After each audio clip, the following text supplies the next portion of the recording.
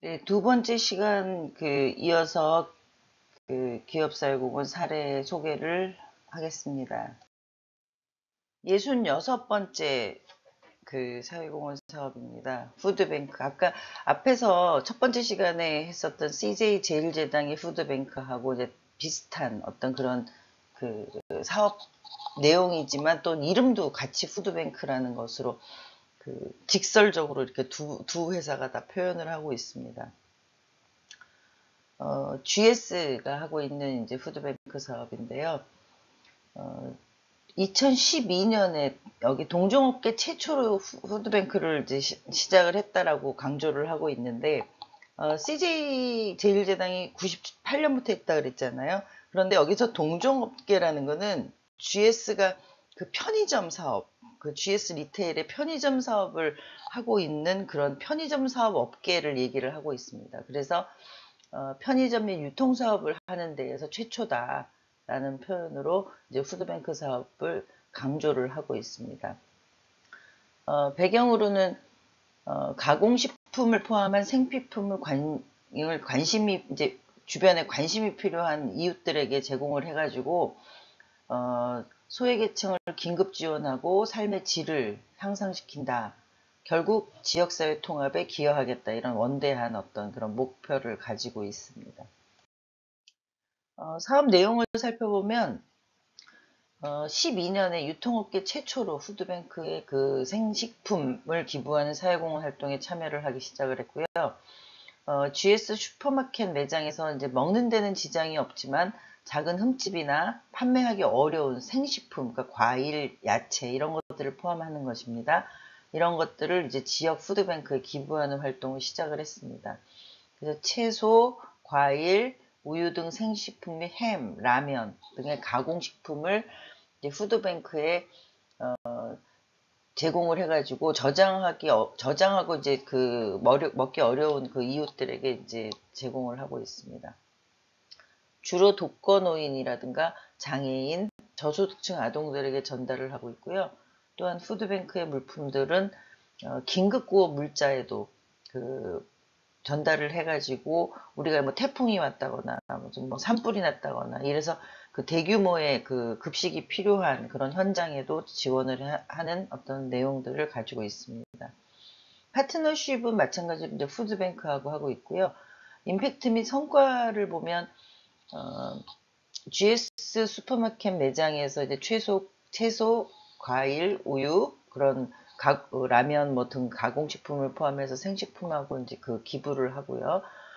또 이런 활동이 시작되면서 유통업계에서 푸드뱅크라는 어떤 그런 기부 문화가 이제 형성이 됐다라는 것을 성과로 얘기를 하고 있습니다.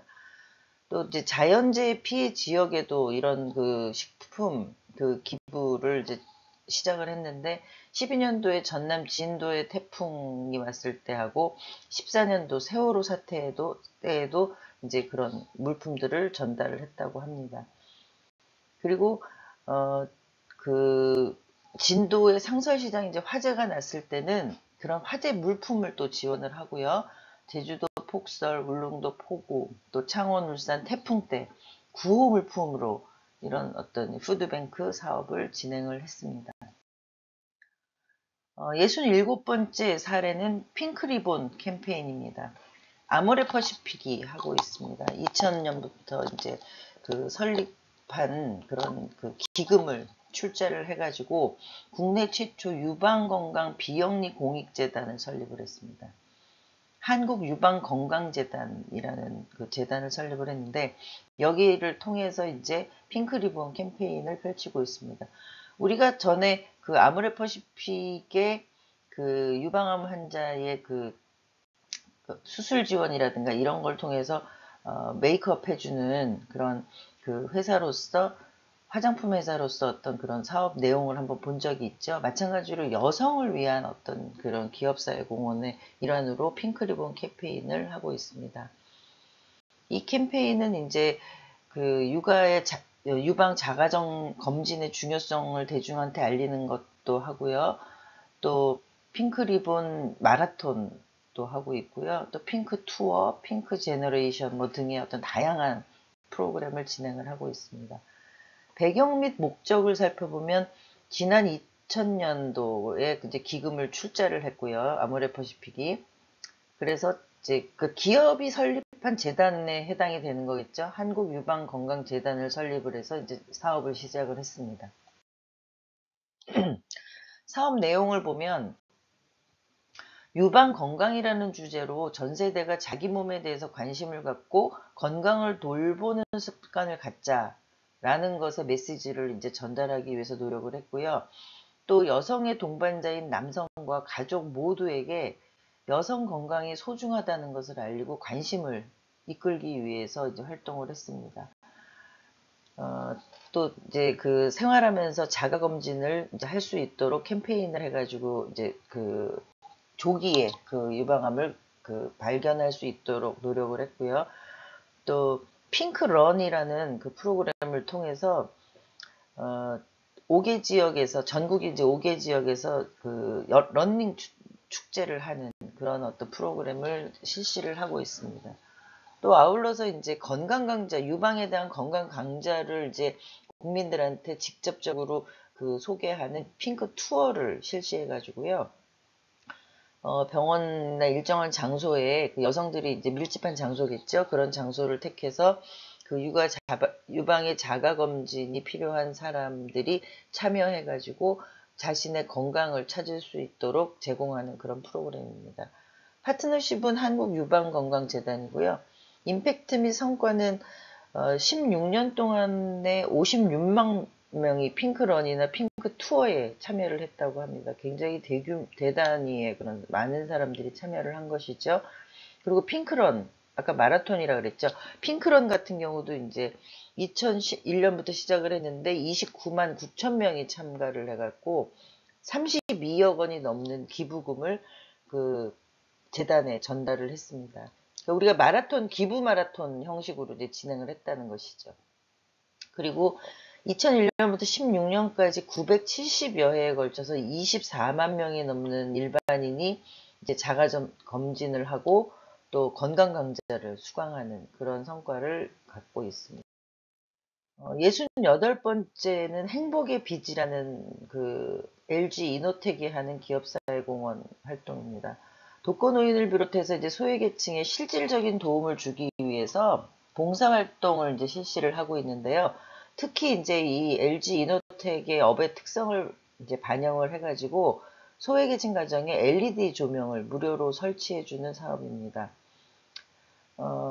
배경 및 목적을 살펴보면 LG 이노텍하고 환경부가 분야별 전문성과 자원을 활용해서 취약계층의 생활을 환경을 개선을 하고 또 경제적인 부담을 줄여주고 또 이제 저탄소 녹색 성장 실천 문화, 이제 환경에 대한 그런 문화를 확산하고자 기획이 되었습니다.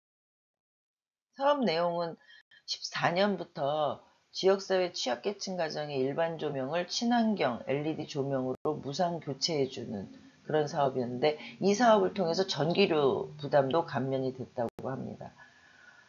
이 사업의 파트너십은 이제 환경부하고 같이 하고 있고요. 사업의 성과는 행복의 빚이 LED 조명을 보급함으로써 각 가정과 시설의 전구 수명이 5배 증가하고요. 전기 소모량이 40% 정도 감소돼서 경제적인 도움이 된다라고 확신을 하고 있습니다. 또 14년부터 16년까지 3년간 9억 원을 지원을 해가지고요. 소년소녀가장, 장애인 등 지자체에서 선정한 취약계층 1200여 가구에 그 조명을 LED로 무상 교체를 해줬고요. 또 2016년에는 광주, 청주, 그러니까 그 LG 이노텍이 있는 사업장 인근 소외계층을 대상으로 했고요. 또 2018년도에는 구미 사업장을 시작으로 해서 오산, 파주 사업장에도 교체 사업이 완료된 상태입니다.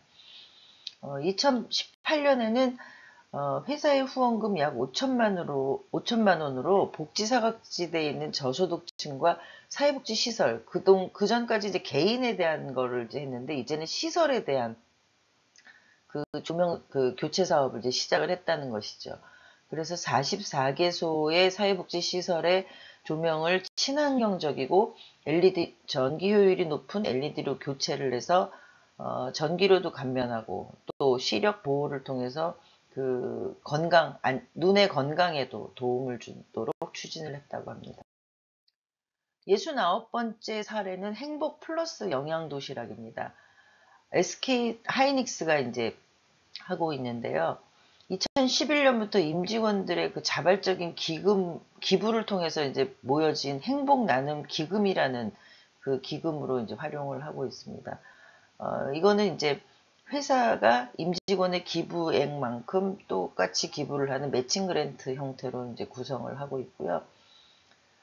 행복 플러스 영양 도시락은 매주 한 번씩 직원들이 직접 결식 학생들에게 영양 식단을 고려한 아침 도시락을 배달하고 또 도시락에는 일주일치의 밑반찬을 담아가지고 전달을 하는 그런 활동입니다. 사업장 지역 내가 SK 하이닉스가 이제 그 소재하고 있는 이천이라든가 이제 청주가 되겠죠. 그런 사업장 지역 내에 결식 위험 아동이 있는 그 아동들을 위해서 균형 있는 영양 식단을 제공하고요. 또 구성원들의 봉사활동하고 연결을 해가지고 그 아동의 생활 환경을 모니터링해서 보다 건강하게 성장할 수 있도록 지원을 하고 있습니다. 사업 내용을 살펴보면요. 2012년부터 시작이 됐고요. 또 아까 말씀드린 대로 그 SK 하이닉스가 소재한 이천 및 청주 지역의 그 결식 아동을 위해서 일주일분의 밑반찬을 일주일에 한 번 직접 조리해서 이제 전달해주는 그런 활동이고요. 취약계층 같은 경우는 정부로부터 쌀은 지원을 받고 있다는 점을 감안해서 이제 밑반찬에 이제 신경을 쓰고 있다라는 차원으로 사업을 추진을 하고 있습니다. 그리고 임직원들이 직접 도시락 포장 및 배송 봉사 활동을 이제 진행하고 있습니다. 임팩트 및 성과로는 그 SK 하이닉스가 이제 위치한 그런 사업장, 위치한 그런 지역사회의 취약계층 및 국가유공자 자녀들의 아동들의 영양 공급을 제공한다라는 것에 이제 성과가 있고요. 또 이천에 3천여 명, 또 청주에 7천여 명 정도로 약 1만여 명 정도가 이제 파악이 되고 있답니다. 그런데 이 중에서 한 3, 40% 정도는 SK 하이닉스의 이 기금 사업으로 지원을 하고 있다라는 어떤 그 사업의 성과를 설명을 하고 있고요. 추후에 해외 아동을 위한 사업도 고민 중이다. 그 SK 하이닉스의 어떤 수익 원천이 해외의 글로벌 기업이기 때문에 해외 아동을 위한 사업도 고민 중이다. 라고 설명을 하고 있습니다. 70번째 그 사례는 행복한 공간 만들기입니다. LG 하우시스가 추진을 하는 것인데요. 역시 LG 하우시스는 이제 인테리어에 관련된 자재를 생산하는 그런 회사입니다. 그래서 친환경 인테리어 자재를 통해서 낙후된 청소년 보호시설의 환경을 개선하는 재능기부형 사회공헌 활동입니다. 2009년부터 이제 시작을 했고요. 그 청소년들한테 보다 그 안락하고 편안한 그런 깨끗한 그런 환경을 조성해서 그 자신의 꿈을 키울 수 있도록 도움을 주고 있습니다. 사업 배경을 보면 청소년들한테 이제 꿈과 희망을 지원을 한다. 그래서 청소년을 대상으로 한 공용 공간을 개선하는 그 사업을 기획을 하고 있습니다. 사업 내용은 그 청소년 공용 공간을 LG 하우시스의 제품으로 시공하고 디자인해서 이제 개선을 하는 그런 활동들을 하고 있고요. 주로 이제 고단열 창호라든가 친환경 바닥재, 벽지 등 인테리어 자재 등을 지원을 하고 있습니다. 그리고 임직원들이 직접 만든 가구를 이제 뭐 기증을 하는 등의 어떤 임직원 그 봉사활동에도 그 참여를 하고 있습니다. 파트너십은 한국 헤비타트하고 하고 있고요. 그 임팩트 및 성과는 LG 하우시스는 자재 및 시공을 지원을 하고 한국 헤비타트는 그 임직원들의 어떤 그 봉사활동을 통해서 그 시공을 담당하는 그런 역할을 분담을 하고 있습니다. 그리고 활동 이후에는 이제 결과 보고서를 공유하고 있고요. 그 매년 그 지속가능 경영 보고서를 통해서도 성과를 일반인들하고 같이 공유를 하고 있습니다. 행복한 공간 만들기 1호는 일산 홀타동 복지 타운에 이제 만들었고요. 매년 두세 개씩 해서 18개의 청소년 공용 공간을 개선을 했습니다. 그리고 18년에는 관악구 난곡 지역아동센터에 개보수를 지원해가지고 그 이후에 이제 그 전국 지역아동 그 협의회하고 공동으로 16개 지역아동센터의 환경을 개선을 하고 있습니다. 또 LG하우시스는 이제 본사를 비롯해서 울산, 옥산 여기가 이제 그 사업장이 소재한 그런 지역이겠죠. 그런 사업장에서도 행복한 공간 만들기 활동을 이제 확대해서 실천하고 있다고 합니다. 네, 이제 우리가 5개의 사례를 또 살펴봤고요. 그 사례에 대한, 우수 사례라든가 그 사례에 대한 어떤 그 내용들은 각자 개별적으로 학습을 해 주시기 바랍니다. 지금 이제 팀별로 우리가 기말 그 발표 과제에 대해서 정리를 하고 있는데요. 앞 시간에 그 몇 가지 이제 항목에 대해서 설명을 드렸죠. 다시 한번 프로그램 선정에 대한 체크 포인트를 중심으로 해서 설명을 드리도록 하겠습니다. 우리가 5주차 수업에서 이미 설명을 드린 바가 있습니다. 아마 여러분들이 대부분 기억을 하고 계시리라고 생각을 합니다만 여기서 다시 한번 그 하나하나 짚어가면서 설명을 드리도록 하겠습니다.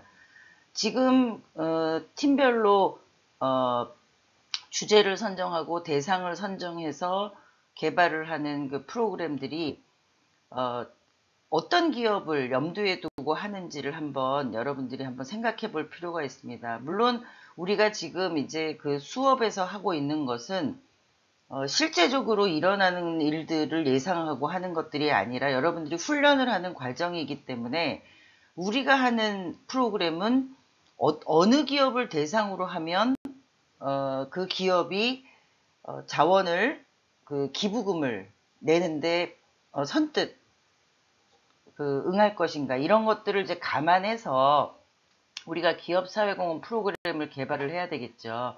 그래서 여러분들이 그 개발하고 있는 그런 프로그램에 우리는 어떤 기업을 연상하면서 했는지를 이제 그 논의를 하게 됩니다. 그렇다 그러면 먼저 그 기업의 업의 개념을 우리 프로그램에서 잘 반영하고 있는가라는 부분, 제가 그 5주차 수업에서 설명을 드렸던 것처럼 기업은 업의 개념을 가지고 있습니다. 그러니까 어떤 기업은 뭐 물을 깨끗이 하는 게 물을 공급하는 게 업의 개념이라 그러면 보다 더 깨끗한 물 그리고 편리하게 이용할 수 있는 뭐 방법 이런 것들이 이제 업의 개념이라고 할 수 있겠죠. 우리가 뭐 현대자동차다 그러면 현대자동차는 사람들이 편리하게 이동하는 어떤 수단을 업의 개념으로 가지고 있잖아요. 그래서 뭐 장애인의 이동에 대한 프로그램이다. 그러면 우리가 현대자동차라는 그 기업을 연상하면서 그 개발을 할 수가 있겠죠. 그런 것처럼 각각 기업은 업의 개념을 가지고 있다는 것입니다. 물론 이제 그 B2B 기업이냐 B2C 기업이냐에 따라 차이가 있을 수 있습니다. 여러분들이 뭐 그 이미 다 알고 계시겠지만 B2B 기업은 비즈니스 투 비즈니스죠. 그러니까 직접 일반 소비자를 겨냥하지 않는 기업들의 어떤 업의 개념도 사실상 있습니다. 그러니까 삼성전기 같은 경우를 제가 예를 들었습니다만 삼성전기 같은 경우는 전자부품을 생산하는 회사입니다. 그러면 삼성전기의 전자부품은 우리 소비자들한테 직접적으로 판매되는 그런 그 제품은 아닙니다. 그렇지만 전자제품을 만드는 회사에 납품을 하는 B2B 기업이잖아요. 그런 경우에는 업의 개념이 우리 일반 소비자하고는 직접적으로 그 관계가 있진 않지만 나름대로 그 삼성전기가 가지고 있는 업의 개념은 연결하는 A와 B를 연결하는 그런 중간자적인 역할이다. 이런 업의 개념을 가지고 있습니다. 그래서 삼성전기가 하고 있는 사회공헌 프로그램 중에 인공관절 수술을 지원하는 그런 어떤 사업들이 있어요. 그러니까 우리 신체에서 그 안전하고 편리하게 보행할 수 있도록 그 관절이 그 취약한 그런 계층들한테 인공관절 수술을 지원함으로써 삼성전기업의 개념을 실현한다. 이런 어떤 사회공헌 프로그램을 개발을 했었거든요. 그러니까 그런 식으로 여러분들 팀에서 개발하고자 하는 그런 내용들이 과연 어떤 기업의 업의 개념하고 적절한지 이런 것들도 한번 고민해 보실 필요가 있을 것이고요. 그리고 우리가 배경이나 목적에서 충분히 설명이 되겠지만 다시 한번 사회적인 문제 해결이나 변화에 이것이 과연 시의적절한가, 지금 필요한 것인가, 또 요즘의 어떤 사회 변화의 그 시류를, 트렌드를 우리가 잘 읽고 있는가, 또 이 문제가 해결이 가능한 것인가, 뭐 이런 것들의 관점에서 한번 여러분들이 그 생각해 볼 필요가 있습니다. 그리고 이제 임팩트나 성과에 대해서 우리가 기대 효과 이런 거를 이제 그 설명을 하게 되어 있습니다. 그런데 효과성을 측정하는 방법에 대해서도 한번 현실적인 방법인지에 대해서 체크를 해봐야 되는데요. 뭐 아름다움을 더 추구한다, 뭐 희망을 갖게 한다, 행복하게 한다, 이런 어떤 추상적인 거는 사실 효과성 측정을 하는 데에 다소는 비현실적인 어떤 그 방법이죠. 그래서 우리가 프로그램의 기업 사회공헌 프로그램의 효과성을 측정할 때는 몇 명에 대해서 어떤 변화, 그 변화라는 것도 계량화 시킬 수 있는 그 수치로 표현할 수 있는 그런 방법의 효과성을 측정하는 그 측정 도구를 설정하는 것이 현실적이라고 할 수 있습니다. 그래서 우리가 결국 좋은 프로그램을 개발하고 좋은 프로그램을 기획하는 것도 중요하지만 그 기업사회공헌 프로그램의 성과를 명확하게 표현할 수 있는 그런 효과성을 측정하는 방법에 대해서도 고민하는 것이 필요하다. 이런 거를 설명을 드리고요. 그리고 우리가 그동안에 이제 많은 사례들을 보면서 제가 우수 사례를 보는 관점에서 그 프로그램의 명칭이나 제목에 대해서 한번 그 논의를 해봐라 라는 과제를 계속 여러분들한테 강조를 했었습니다. 제일 중요한 것은 이제 그 프로그램의 기획이 중요하지만 우리가 이 프로그램을 통해서 어떤 변화를 주려고 하는지에 대한 것들이 프로그램의 명칭이나 제목에 잘 반영이 되어 있는 것이 좋은 그 프로그램의 기획이라고 할 수 있습니다. 그래서 여러분들이 기업사회공헌 프로그램을 기획할 때도 명칭이나 제목에 좀 신경을 쓰셔가지고 그 사업 내용들을 잘 반영할 수 있도록 체크하는 것이 필요하고요. 그리고 또 그 제목을 여러분들이 다양한 방식으로 접근을 해서 변경을 한다면 혹은 또 요즘에는 이제 부제를 많이 쓰도록 그 제안서의 어떤 그 양식이 개발이 되어 있습니다. 그래서 단순하게 프로그램에서 여러분들의 사업 내용을 반영하는 것이 부족하다고 하면 부제를 선정을 해서 조금 더 그 구체적으로 사업 내용을 설명하는 그런 그 내용들도 포함이 돼서 여러분들이 기획하는 데 좀 체크를 한번 해보면 좋겠다라는 생각에서 우리가 5주차에 수업에서 얘기했었던 내용을 다시 한번 설명을 드렸습니다. 그럼 지금부터 계속해서 팀별로 기말 발표 과제에 대한 기업사회공헌 프로그램 개발에 대해서 토론 회의를 진행해 주시기 바랍니다. 다음 시간에 또 이제 사회공헌 사례 5개를 마지막으로 이제 우리가 살펴볼 것이고요. 그리고 그 내용에 대해서도 여러분들이 한번 개별적으로 그 내용의 어떤 그 우수성과 그런 개선점을 한번 고민을 해보시고, 그리고 그 각 팀별로 개발하는 그런 기업사회공헌 활동 프로그램의 내용에 그런 것들을 반영할 수 있도록 그렇게 해주시면 될 것 같습니다. 예, 여러분들 팀별 회의를 진행하시고요. 세 번째 시간에 다시 만나도록 하겠습니다.